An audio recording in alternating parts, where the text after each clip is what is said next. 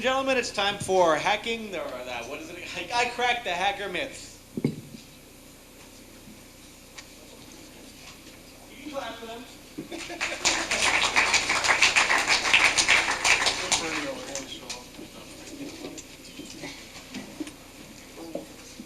Is Bernie coming back? Bernie, you're over there.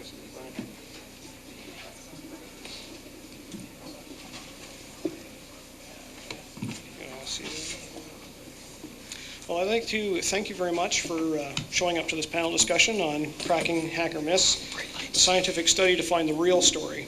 And I thought first what I'd do would be to start by answering the question, why... I'm sorry, this is better? This better? Okay, great. I thought I'd start off by answering the question, who are we? We're a research team of 4 people from Laurentian University School of Commerce in Sudbury, Ontario, Canada. And if anybody's familiar where Toronto is located, we're about 200 miles north of there. Laurentian itself is a publicly funded university. It offers many four-year degree programs and a number of master's degree programs, servicing about 6,000 full and part-time students.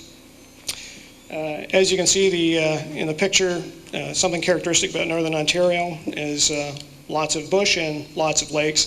The campus itself spreads across about 750 acres and touches on about 3 lakes within the Sudbury region. Another aspect of Sudbury is, of course, the opposite extreme. In the wintertime is lots of snow and very cold, and Ed can attest to that in his dealings with us in the past. We're talking to him on the phone in the middle of winter. And what I'm going to do now is introduce the 4 members of our team in no particular order, starting with Dr. John Dodge.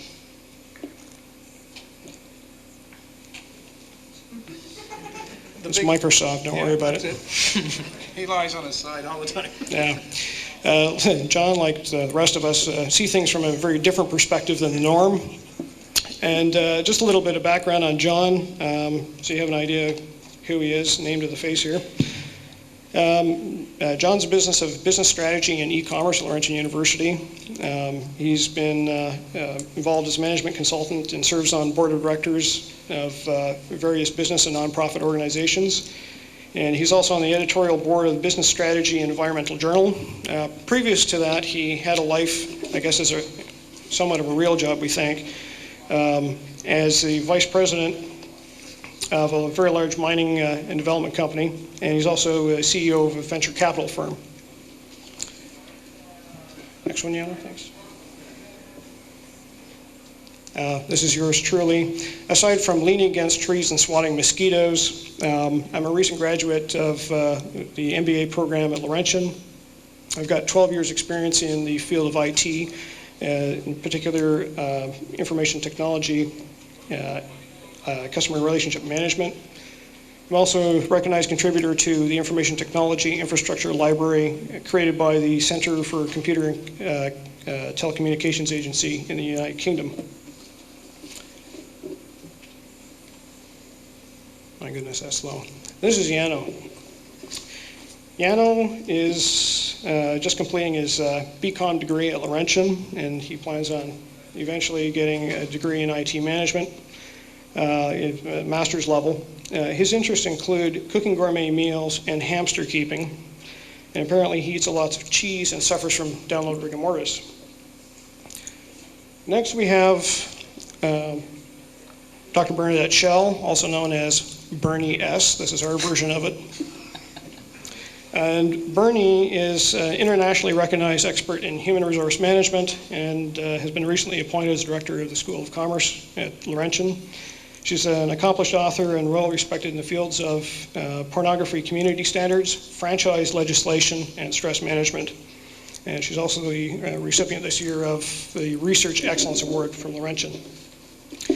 Now that I've babbled enough about who we are, just so you understand, let's take a look at the study. Well, why is it that we engaged in this study? Well, about a year or so ago, the four of us had gotten together and noticed that there was a lot of strange reports in the news about hackers, wonderful things that hackers have done, and we had to begin to wonder why it is we're seeing this stuff in the news or what's being reported by authorities. Because from an organizational behavioral perspective and a business perspective, most of the stuff it is we're reading in the media and we're seeing statements from authorities do not make any sense whatsoever. And so consequently, we came to the belief that hackerdom is misunderstood and grossly misrepresented to the public. And so our objective became to try to dispel some of the myths and provide the public and organizations with a balanced view of hackers in society and their contributions. Now, what we wanted to do is answer the question, why are we here at H2K? Well, simply, we need to learn more about you.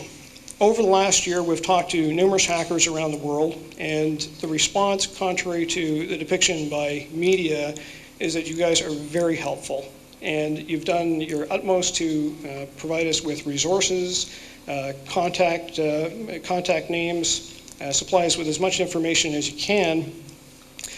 And what we were trying to do in order to dispel some of the myths was use a scientific tool. And since from our research, there seemed to be very little science that had been done to try to properly represent hackers for who they are and their contributions.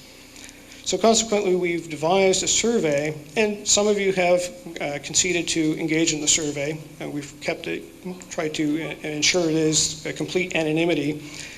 Some of you, of course, given your experiences with dealing with law enforcement and other authorities, you've been very apprehensive about conducting these. And we quite well understand that and we respect that.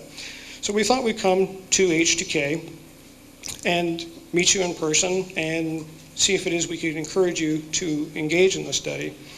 Now, over the last year, we've been working with Ed Cummings, also known as Bernie S. And I'd like to introduce Ed right now just so that he can talk to you about the study and his involvement and any perceptions it is that he has or any comments you'd like to make about us or the work it is we've been doing. Ed? Thanks, Kevin. I got an email from this Bernie S, Dr. Bernadette Schell. Was it late last year? Yeah. She'd apparently been trying to track me down for a couple of months. Unsuccessfully. How many telephone books did you go through? Numerous. But I was quite surprised to hear somebody had gone to such efforts to try to track me down for whatever reason. And she got to talking with me about this study they were trying to conduct, and I was pretty interested in it because I, like all of you, had seen all these misrepresentations in the press and had myself been subjected to some misrepresentations in the press and by law enforcement in the past. And I thought anything that could be done to help dispel some of these misrepresentations and present an objective viewpoint of what hackers are about in the grand scheme of things would be a good idea. There's certainly been a very lopsided view in the public mind, thanks to various government and law enforcement agencies and the media, who just doesn't take the time to thoroughly research and investigate stories. If you pick 9 out of 10 stories in the press, in the newspapers, websites, television, radio, you'll find, just as Kevin mentioned, just explanations that make no sense logically or for any reason. So hopefully this study will give them enough data to put together some real statistics as to the makeup of hackers, what their goals, motivations are, who they are, demographics, that sort of thing. They don't want to know your names. They knew my name because they got in touch with me, but my life's an open book anyway, so I don't really care. I have actually worked with these people on the phone and by email for the past 6 months or so, and have found them to be very above board. I was a little apprehensive initially, thinking, well, what's their motivation here? Is this another slanted study? And in fact, I think they're being very objective. And we all have something to gain here by helping them do this study.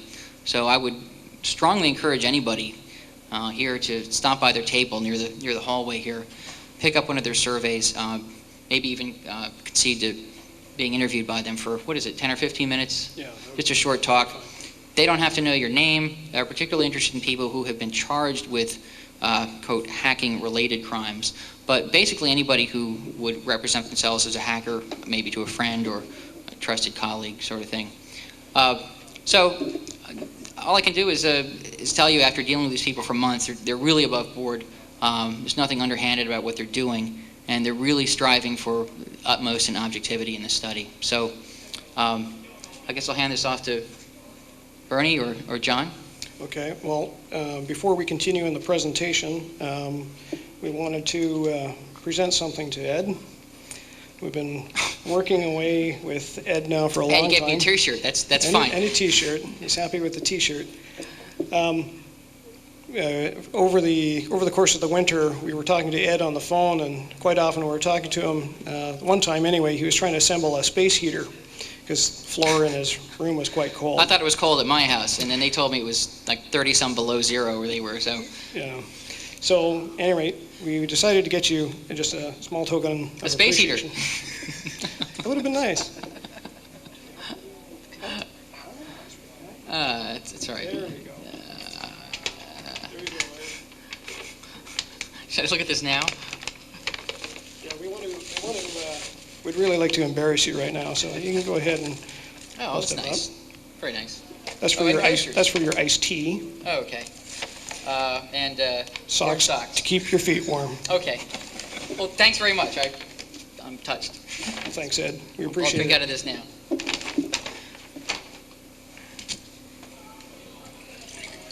Okay, so now we want to take a look at our media gallery. Fact or fiction, and what we wanted to do is have this as an interactive session. I'm going to put up just a few samples of some quotations within the last few months from various different media sources on various different topics, but about hackers. And we'd like to get your input or reaction to these as we go through. So I'm going to go through and I'll read some of the quotes, the headlines, and then if anybody would like to come up and give your comments on it, we'd greatly appreciate it. The first one from the London Free Press, nothing petty about e-crime. Internet hackers deserve to be treated as the criminals they are. The story continues. Hackers are akin to fire setters, people who get their jollies by setting buildings alight and watching gleefully from a distance as the flames lick the sky. But instead of using matches, hackers use computer viruses and programs designed to bombard the target computer. People may have a sneaking admiration for young hackers whose technical savvy can cripple corporate giants, but that's misplaced admiration, unless they also want to admire the demolition skills of an arsonist with their next breath. Would anybody like to give me your reaction? I'm hearing laughter, so. How many people agree with that representation? Don't see any hands. Are those direct quotes? Is this a column? Is it an opinion piece? We don't know who's saying. We don't know if that's the reporter quoting somebody, if it's the reporter putting his own spin on it, or if it's a columnist or an op-ed piece. Okay, this is actually a column. But aside from the whoever ascribed it, what do you think of the content? The content is obviously sensationalistic, but that is much different. I mean, a columnist range all the way from, conservatives like George Will to, to liberals and so on and so forth. This guy could be, a Rush Limbaugh type out to, just be throwing bombs to get a reaction. I think that's the point. They want to know what your reaction is to his bomb. It's stupid. This guy's obviously misguided in talking about, unless they also want to admire the demolition skills of an arsonist. I mean, with their next breath. I mean, there's several words in there. Yeah, it sounds like a Stephen King novel, right? Well, it's not like hackers, is it? You have your conservative hackers, and you have your liberal hackers, and you have your arsonists hacking monkey hackers that don't know how to do anything except steal other people's codes and send people viruses and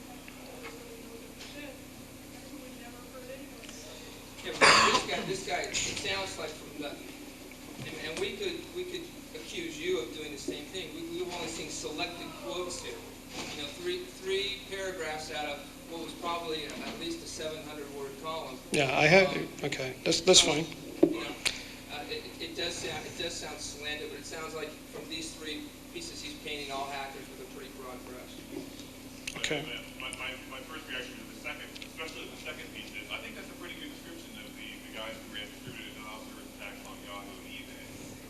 That doesn't represent the hacker community as a whole, but I think that's a fair description of some of what's going on. Okay. Just doing damage for the heck of it. Okay, just one more comment on this one.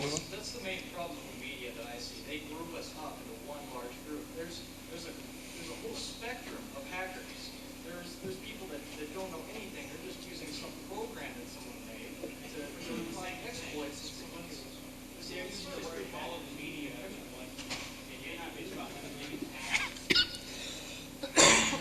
There was a comment over here, I think. Amen. I think the guy back there sort of said what I was thinking, but like the media is basically portraying all the hackers the same way. Sort of like a lot of hackers portray all the media the same way. Okay, right. So they're not trying to get to actually know and differentiate who's who. I'm just going to move on because we have a number of different quotes. I just want to interject that everyone sitting here can see that for what it is, but for the average member of the public who may not have any exposure to maybe computers at all or to people who are creative in their use, I would think that a good percentage of the public might swallow this garbage. And there's just very little in the way of balanced information being promulgated in the media. And that's what I think these folks are trying to do, is to actually gather some accurate data, put together a scientific study, present their findings, and hopefully have that covered and made available to, it will be made available to everyone sitting here. And in fact, if you I guess you'll get an early copy of it if you conduct the one of the questionnaires. But anyway, go ahead, Kevin. Okay, our next one is a statement about ethics, that there is a vacuum in cyberspace and that there need to be new ways of teaching right from wrong, urged in the wake of related recent computer crimes. And I'm just going to focus on the bottom quote. The standards of conduct that guide our lives are premised on the notion that we're going to have face-to-face relations with people. But in the virtual world, that reinforcement dissipates. Maybe I could have some comments about what you think on that statement. I think that's pretty accurate. I see the way people conduct themselves on the internet. I mean, by and large, generally, a lot of people don't use the same standards that they do when you talk to them. And they have, just with relation to everybody on the internet, there's a very, what's, I guess, considered low quality of conversation, of discourse. Okay. That sounds pretty accurate. Okay, so do you think it is ethics disappear because you're online? Well, somewhat, yeah. Okay. Being anonymous creates a lot of boldness. Just as doing a survey with your name on it or not your name on it might change the answers. Being on the internet where you can be whoever you want, or be someone who they know you are, could make a difference in anybody's life. Okay. Over there. Also, you have the fact that on the internet, a million people go ahead and see themselves as part of a crowd, part of millions. And you have the classic example of mob mentality, where individuals will do stuff that they would perhaps normally would not do, and go ahead and do it anyways because they think that they're only one of millions who are doing this anyways. Okay. And one more. I disagree with folks that are saying that this technology allows people to be more anonymous. The anonymity is already in society. We live in New York City as an example. It's huge. And people are bringing that hugeness to the net. So it's not the technology. We shouldn't equate moral action with the technology. So in New York City, you'd be willing to just walk up to somebody and be unethical and have poor conduct, just face to face? No,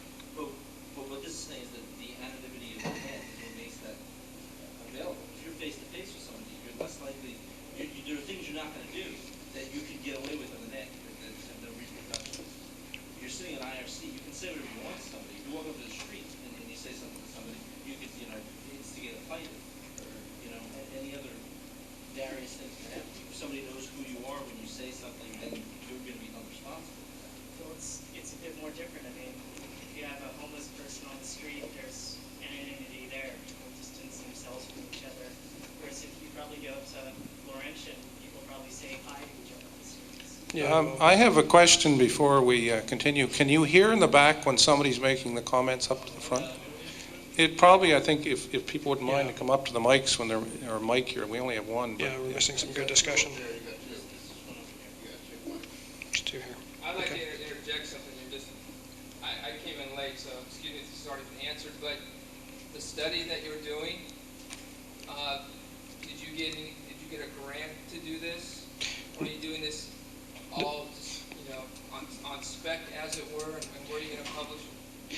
Well, the research is actually being funded by ourselves. It's independent. There's no corporate agencies donating any money. We wanted to keep that kind of stuff out of it. I can speak, like in a sense, I'm the principal researcher along with Bernadette Schell. We're funding our normal activity. We're employed by the university as professors. This is part of our academic research level. We're personally funding the travel for this out of our own professional allowance from the university this year. We could have sought, in fact, support for this, and we didn't want to tarnish it. So we actually got a little grant from our small business development unit in the university and a few other things, but there's no external financing at all for this project, and we're trying to keep it clean. As it's been hard, but we're a bit of a shoestring. There's a comment here. Yeah, I actually wanted to ask you something about this study earlier. Like, where are you intending to have this published? Are you looking at Science or the Journal of Forensic Sciences, or are you looking at Newsweek? Do you consider this, you've been calling it a scientific study, but I looked over your survey, it looks more like an anthropological study to me. Well, I think I could start the comment and then turn it over to Bernadette. The question was, where do we plan to publish this information, and in what form? We plan, I guess, look at the history. Bernie has published a couple of recent books and we may end up publishing a book with some of the material, but that's down the road. We plan to publish some of the work on 2600. If you fill out the form itself, we'll give you back an individual assessment of this. We're using standard techniques in the survey form. We plan to use credible sources. Now, that's not to say that some of it won't end up in the public media as well. But maybe Bernie, you could add to that. Yes, we are really trying to keep this as objective as possible in our reporting. So, as we would typically do in any referee journal article, we would cite the mean responses and standard deviations and group responses, primarily at that group level, so that no individual could feel that his or her identity is in any way being released. We've already been contacted by a number of media people, I guess desperate to have our findings. The one member that we have trusted so far, and this came after Bernie S's reviewing the situation, is Andreas and his team from Canadian Broadcasting Corporation in Toronto. Andreas does a show called Undercurrents, and I guess in many ways he's considered to be a rebel in the media field because he likes searching for the truth and not the popular answer. So Bernie S. has spoken to Andreas for a number of hours, as I understand it, and that is the only media group that we have committed to. And it's my understanding that they are coming to interview Bernie and some of your colleagues. They're actually coming. They're coming down. Unfortunately, I couldn't make it this weekend for the conference for cost reasons. They're coming down Tuesday to interview some of the people involved with the Off the Hook radio show, and actually, part of their study is geared towards hacktivism as well. They wanted to cover that theme in addition, but they're very interested in, as they told me, in this study, because there's really no real scientific data that's been available to the public on this. I mean, there's been plenty of anecdotal information. There may be some government studies done by law enforcement agencies, but certainly we can't necessarily expect that to be unbiased, nor is it publicly available. So this is really going to be an open book. Again, the names of the respondents are not the issue. They don't even want to know what your name is necessarily, unless you want mailed a copy of it or something. But in any case, your answers are just going to be compiled with all the others and used statistically. It's not anything you need to be concerned about your individual responses and how they'd be indexed to you. Uh-huh. Concerned about whether or not it's going to be peer reviewed. You keep saying scientific, but scientific means that it's peer reviewed. I mean, this lady here was talking about it looks more anthropological than whatever the other word she used was. Scientific surveys are peer reviewed and are published in academic journals. I'm publishing something on 2600 for all, for the good that is. It doesn't make it scientific. I haven't heard anything. No, I think what I'd like to address that directly. What I was trying to say, really, and I'm trying to skip over things quickly, is we're trying to make the data accessible, and that's why we said 2600. We're going to use standard tests. This is these are well-established questions that we're using.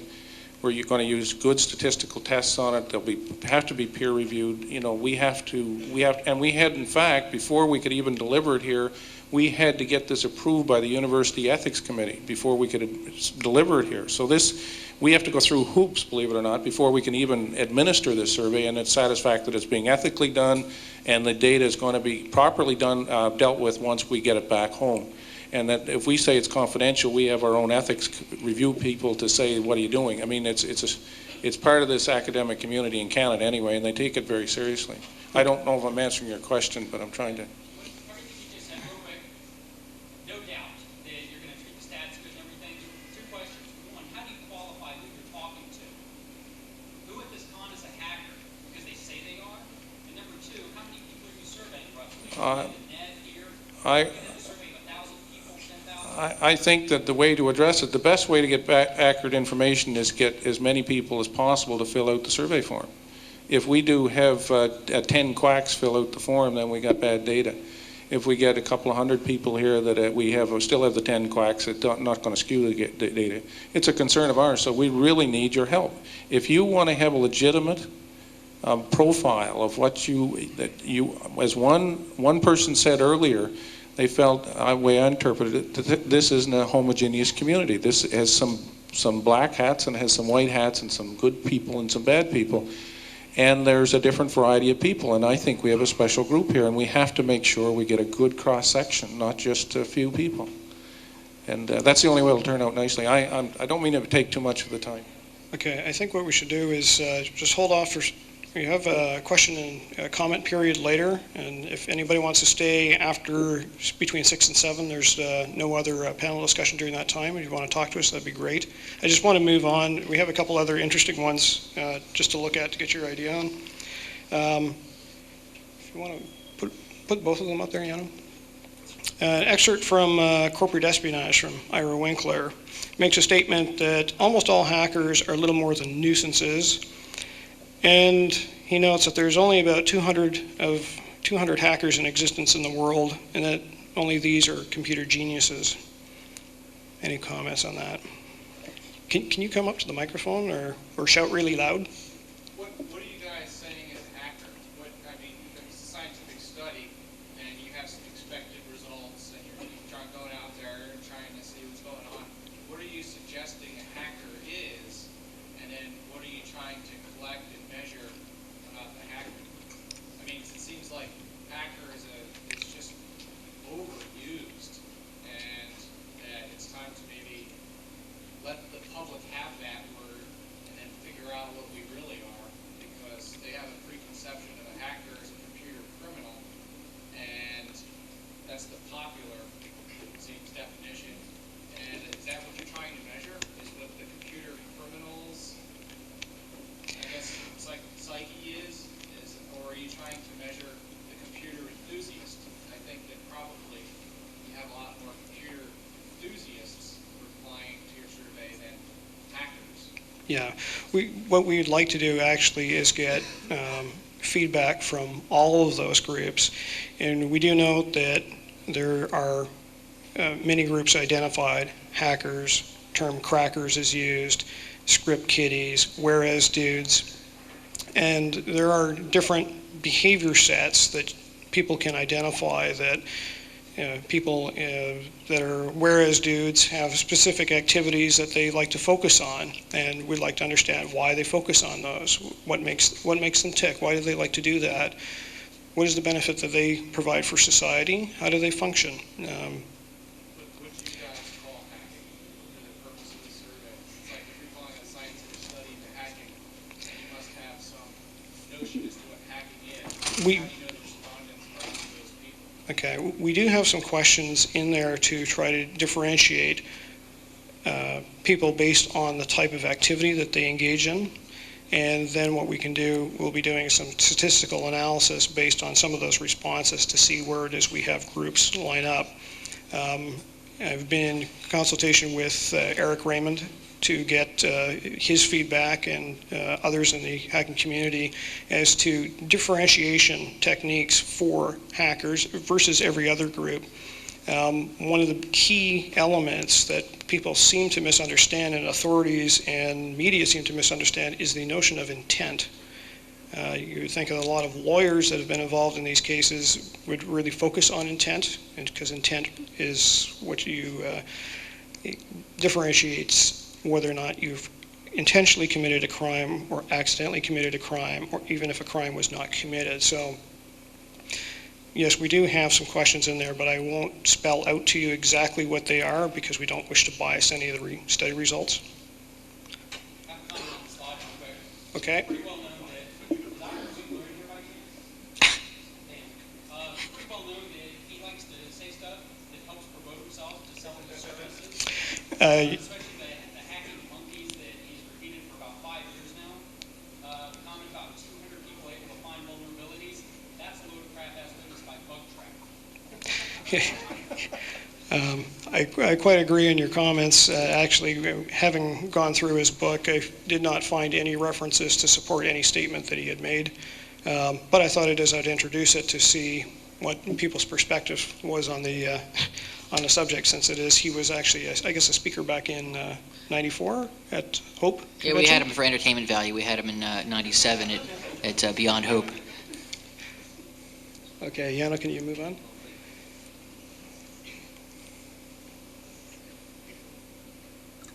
It's really thinking about it. Okay, this was a really great, interesting article. It's a guy thing. Why are there so few female hackers?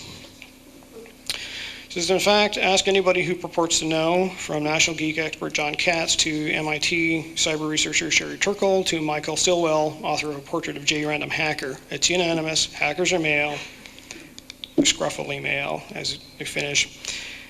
Then it continues to say that it's a testosterone problem. Women are not into hacking for the same general reason that women are not interested in vandalizing stop signs and cars. They are not as drawn to the hostile elements of cyberspace as men are. And then the best one. This isn't about competence. Women have the brains and the skills to hack, but they're more interested in building communities and in more creative things like web design. Very creative. Any comments about the subject of women and creativity? He said iVillage. Okay, over here. I think, like a lot of things, it's a broad generalization. I mean, it's obviously not true for everyone, but then again, stereotypes are never true for every single person. So it's just generalization. It's Okay. for opinion, not fact. And in the back there. Also, they're misrepresenting hacking. They're taking it to be mischievous instead of curiosity. And when you do have curiosity, will hack. It's not that they need to go out and destroy. I think they're looking at it in the wrong sense. Yeah, there's quite a traditional flavor in this column, and actually, if you read the whole thing, I do have a copy of it if anybody wants to have a good, amusing read. There's nothing in here that's actually correct or factual, but it's published, and hey, it's got to be correct, right? We just move on to the next one.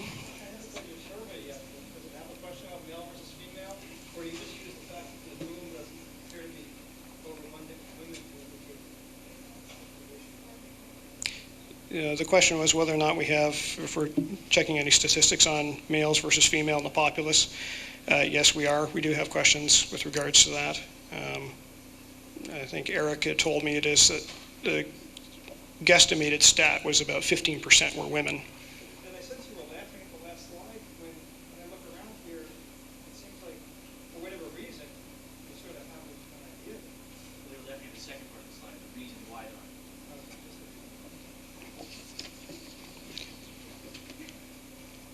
not. Oh, you skipped one there. Okay, I'll just move on. This was a great article about some new software that's out. And the thing I'd like to focus on is the statement that this software can think like a hacker. What does a hacker think like? Like a simple piece of software. Yeah. Sorry, in the back? That software happens to think like the 3 or 4 full-time hackers that are programming on it, one of which fits the stereotype, colored hair, men busted by the feds, the whole works. And also probably the, I don't know, 3 or 4 dozen hackers have all given input. It starts to work more like heuristic virus scanning, looks for commonly bad programming. It actually does start to do that. Okay. Yes, I've tested the software. Okay. Right here. I haven't tested it, but I'll bet that it doesn't think. It's just a complete programmatic response. Okay. It's all it is. It's marketing. It's a self-product. It'll be great on the IPO. Mm-hmm. Okay. We'll move on.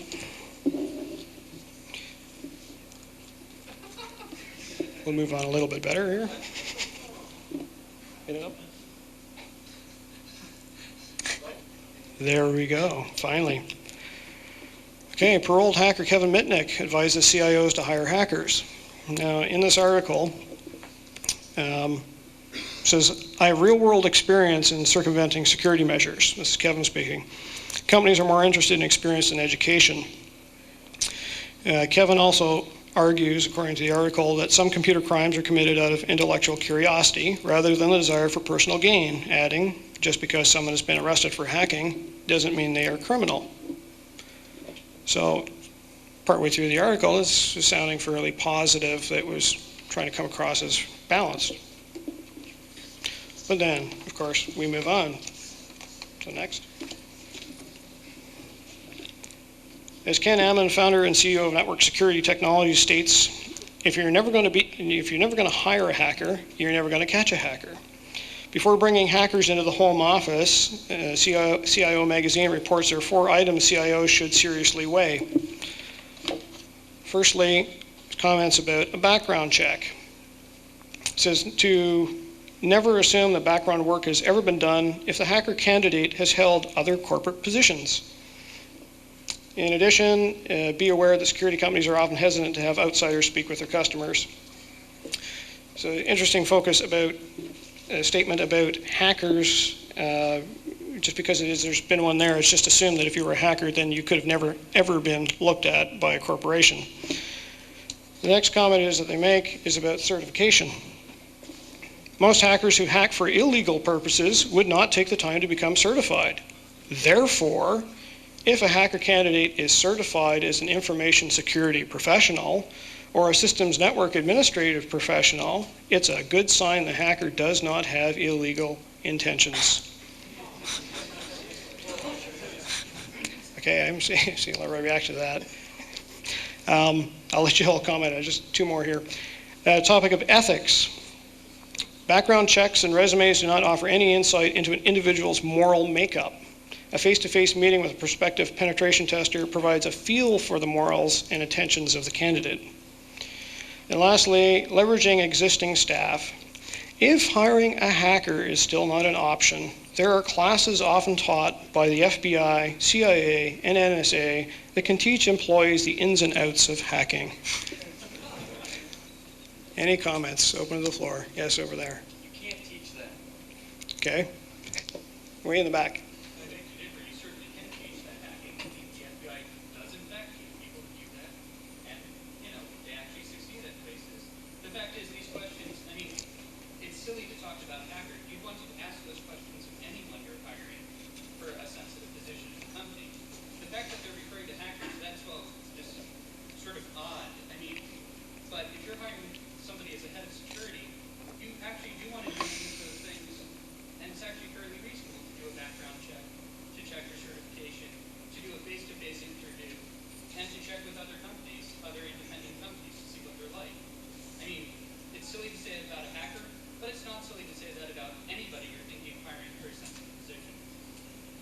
Okay.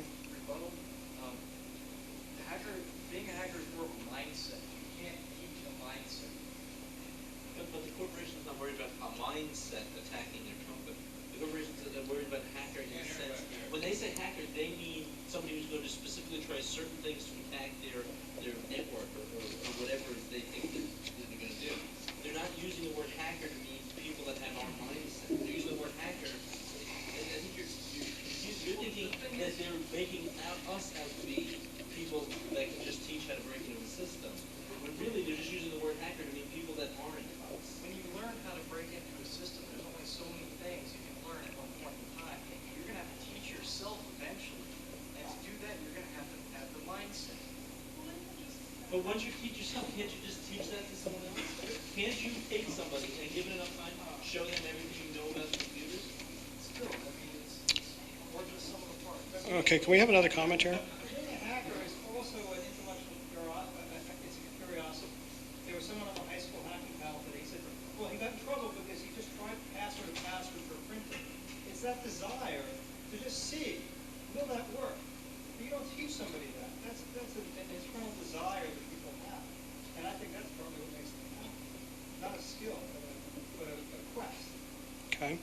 And one last comment and we'll move on. Yes, I'm in complete agreement with the gentleman in the back who said that it really is a mindset. It's quite possible to apply yourself to learn something, to spend 10 years or whatever the case may be to learn something. But if you really know how to, if you really have this mindset and you know how to attack problems or look at problems from many different angles that other people mightn't think of, and to be able to correlate all of this information, then that really puts you above somebody else who has taken a multitude of classes and has professional certification. I agree with him. Okay.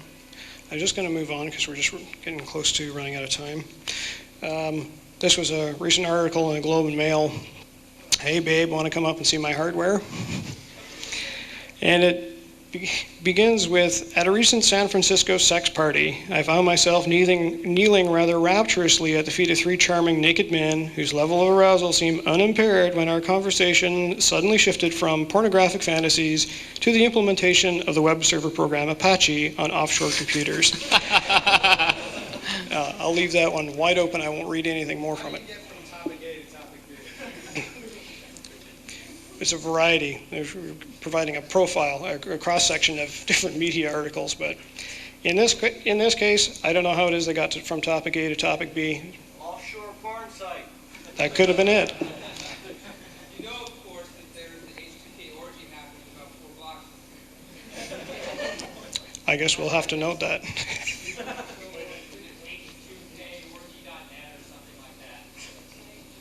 Okay. Now we'll just move on to the last one here, last article. U.S. crackdown on cyberterrorism. This has got to be pretty much a favorite of most people in the room here. Clinton pledges to protect the privacy of private citizens. The article continues that Bill Clinton has announced plans to spend billions of dollars to protect America's computer systems from hackers and viruses.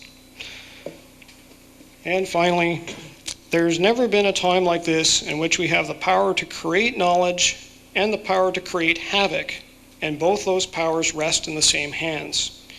It is essential that we do not undermine liberty in the name of liberty. Does anybody want to comment on that? Yes, right here. How are they going to protect the privacy of private citizens? Can you speak up, or the microphone would be great? How are they going to protect the privacy of private citizens when they can't protect the privacy of the Pentagon? Okay. Anybody else want to go with that? In the back there. The comments actually sound similar to what happened about 225 years ago in 1776, and the publication of certain materials that might have been against the British government. So I don't know if this is the first time in history. It seems like it's happened before. I don't know. Okay. Right here. I think what Clinton's saying is he's going to create a bunch of computer jobs and a bunch of opportunities for contractors to get in there and work with some really cool security software where they can satisfy their own intellectual curiosity. Okay. You had your hand up in the back. Did you want to make a comment? I'm having a hard time seeing with the lights in my eyes here. No? Right here? I think it's kind of funny that Clinton pledges to protect the privacy of private citizens, but then also this is the same government that runs programs like Carnivore that are going through the privacy of private citizens and destroying it. So the real threat, well, is not necessarily from hackers, it's also from the government itself. Okay. I noticed Ed had posted some interesting little notices above the payphones, if anybody got to see those. Oh, and the privacy issue. Yeah, there was these were copies of signs from the Bureau of Prisons that all telephone calls are monitored, and I just put them above the payphones there to remind people that your phone calls may well be monitored. Any comments about the final statement on the slide? Not to undermine liberty in the name of liberty. Who was saying that? Like the reporter? No, this is Bill Clinton. Oh. Well, you ripped that off from somebody else. Not surprisingly. Over here. I want to know what liberty he's talking about. Is he talking about the liberty of the individual or the liberty of the state? You don't understand. He's protecting your privacy from me, but he can do anything he wants. The whole point, we never talk about privacy. We're not talking about the privacy from the government. No, not talking about privacy from liberty. We're not even talking about privacy from companies. Okay. I'm just going to call Yano up now to conclude the presentation.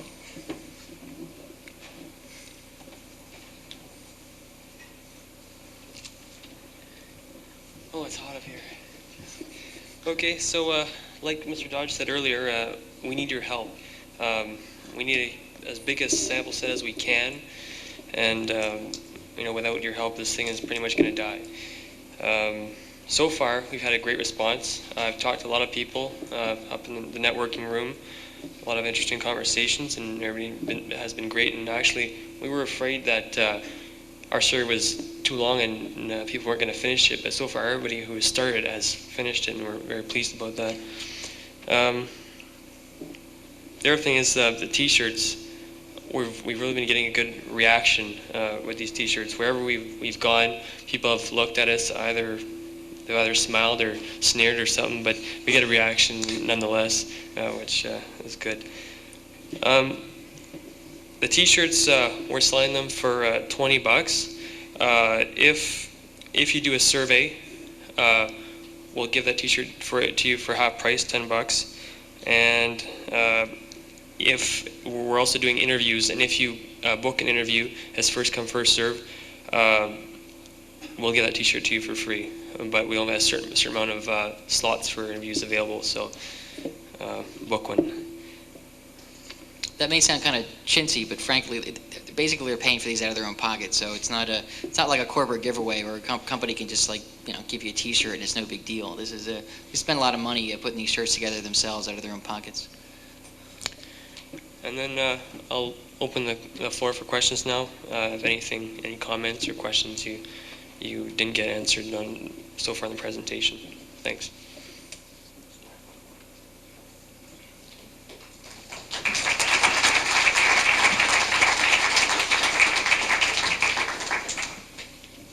Okay. Anybody have any questions, comments? You like the shirt? I smell good. I don't know. Anything? Where do we go to book interviews? Okay. You can come and see us out at our display, which is right at the main entrance. You'll see it just right around the corner, just by the elevators. Yes. Just have a general comment on the use of the word hacker quite liberally in this presentation. It's not an invention of the 90s or even the 80s. The term hacker goes all the way back to the original model train enthusiasts back at MIT, who I guess you could say are responsible for the creation of the internet, for the maintenance of the internet, for the personal computer, and just about every other modern computing device we have in the world today. To vilify such a wide variety of people in a broad stroke, as other people pointed out, is a grave injustice. And of course, there are criminals in all aspects of society, even within the hacker community. But to use hacker in a pejorative sense is, I think, a misunderstanding of what the word really means. True. I just wanted to say this sounds like something really new that hasn't really been done before. I think it's a real good idea, and it sounds like you guys have an opportunity to go forward and set how people are going to look at this stuff in the future. And thanks, and keep it up. Thank you.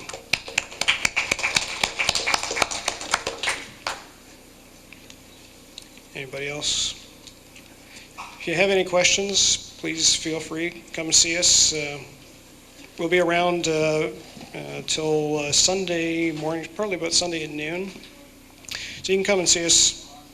Any kind of question that you want to ask us, feel free. Website?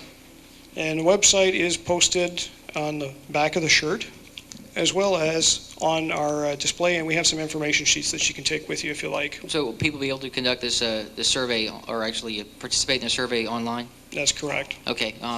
So the URL is available on a handout up at your table? That's correct. Okay. Thank you very much.